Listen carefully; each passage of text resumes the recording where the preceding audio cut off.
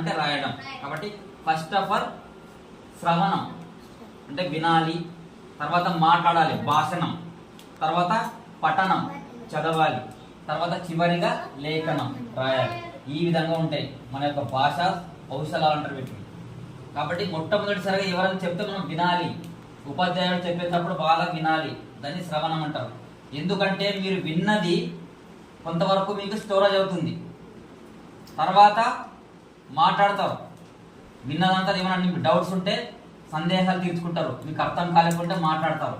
తర్వాత ఏం చేస్తారు, ఇంటికి వెళ్ళి చదువుతారు, పఠనం పుస్తకాలు చదువుతారు.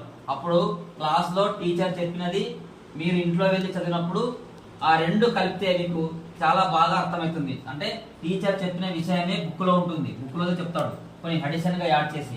మీరు అప్పుడు చదివారనుకో, ఆ చెప్పినది తర్వాత చదివినది రెండు మీకు తోడైతే మీకు తొందరగా